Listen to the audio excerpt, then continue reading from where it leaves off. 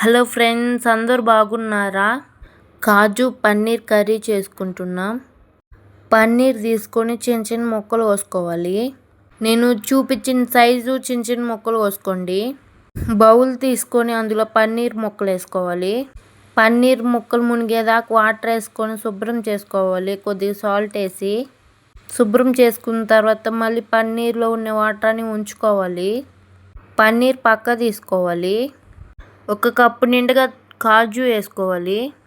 చిటికెడంత పసుపు వేసుకోవాలి. మీ రుచికి తగినట్టు కారం వేసుకోవాలి. టీ స్పూన్ ధనియాల పొడి, టీ స్పూన్ జీలకర్ర పొడి వేసుకోవాలి. 2 టేబుల్ స్పూన్ ఆయిల్ వేసుకొని కలుపుకొని పక్కన పెట్టుకోవాలి.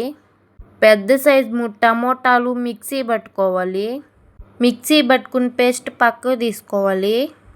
మళ్ళీ మిక్సీ బౌల్ తీసుకొని 2 టేబుల్ స్పూన్ అల్లం పేస్ట్ వేసుకోవాలి. 7 ఎండుమిర్చి వేసుకోవాలి. 10 కాజు వేసుకోవాలి. 3 టేబుల్ స్పూన్ పెరుగు వేసుకోవాలి. ఒకసారి కలుపుకొని మూత పెట్టుకోవాలి. ఒక 5 నిమిషాలు పక్కన పెట్టుకోవాలి. మళ్ళీ ప్యాన్ పెట్టుకొని అందులో మనం కలుపుకున్న పన్నీర్ ముక్కలు వేసుకొని ఒక 2 నిమిషాలు బాగా ఫ్రై చేసుకోవాలి. అవి తీసి పక్కన పెట్టుకోవాలి. మళ్ళీ ఆ ప్యాన్లో ఆయిల్ వేసుకోవాలి. ఒక గంటె టీ స్పూన్ జీలకర్ర, 2 లవంగాలు, 3 యాలకులు, ఒక బిర్యానీ ఆకు వేసుకొని ఫ్రై చేసుకోవాలి. అందులో ఒక పెద్ద ఆనియన్ వేసుకోవాలి. చిన్న చిన్న ముక్కలు కోసుకోవాలి. ఆనియన్స్ మగ్గిన తర్వాత మనం ముందుగా టమోటా పేస్ట్ వేసుకోవాలి.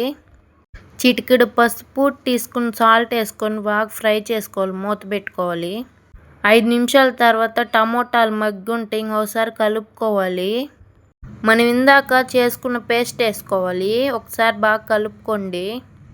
టీ స్పూన్ జీలకర్ర, టీ స్పూన్ మిరియాల పొడి, టీ స్పూన్ ధనియాల పొడి వేసుకొని ఒకసారి బాగా కలుపుకోవాలి. మసాలా అంతా పట్టేలాగా 1 కప్పు వాటర్ వేసుకొని బాగా కలుపుకొని మూత పెట్టుకోవాలి.